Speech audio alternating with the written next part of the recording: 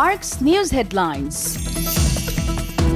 অবশেষে ঢাকা বিশ্ববিদ্যালয় থেকে পৃথক করা হলো রাজধানীর বড় ৭টি সরকারি কলেজ। 2024-25 সেশন থেকে কলেজগুলোর শিক্ষার্থীদের আর ঢাকা বিশ্ববিদ্যালয়ের অধীনে ভর্তি করা হবে না।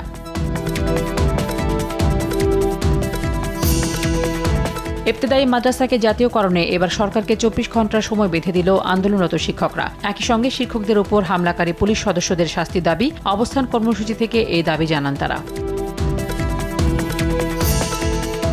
আধিপত্যবাদ মুক্ত টেকসই রাষ্ট্র গঠন ও ফ্যাসিবাদ বিরোধী জাতীয় ঐক্য গড়ে তোলা সহ 10টি ইস্যুতে একমত হয়েছে বিএনপি ও ইসলামী আন্দোলন। একে অপরের বিরুদ্ধে আঘাত করে কথা না বলার ক্ষেত্রেও একমত হয়েছে দল দুটি।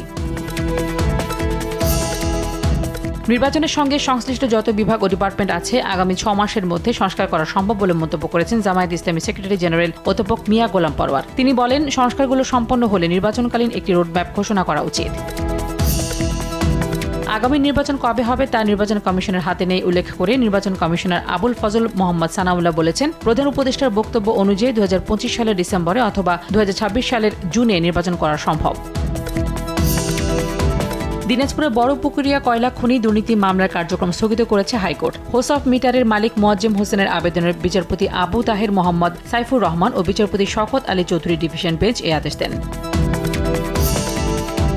হযরত শাহজালাল আন্তর্জাতিক বিমানবন্দর সহ 3টি বিমানবন্দরের উন্নয়ন প্রকল্পের নামে 812 কোটি টাকা আত্মসাতের অভিযোগে সাবেক প্রধানমন্ত্রী শেখ হাসিনার সামরিক উপদেষ্টা তারেক আহমেদ সিদ্দিক সহ 19 জনের বিরুদ্ধে আলাদা 4টি মামলা করেছে দুদক।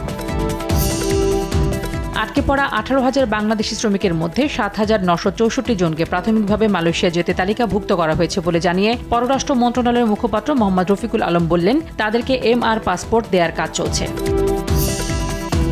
আবারও বাংলাদেশিদের নিয়ে মন্তব্য করেছেন ভারতের স্বরাষ্ট্রমন্ত্রী অমিত শাহ। বললেন, দিল্লিতে বিজেপি ক্ষমতায় এলে বাংলাদেশি ও রোহিঙ্গাদের বের করে দেওয়া হবে। আম আদমি পার্টিও অবৈধ বাংলাদেশি অভিবাসীদের ভোটের মাঠে ব্যবহার করছে।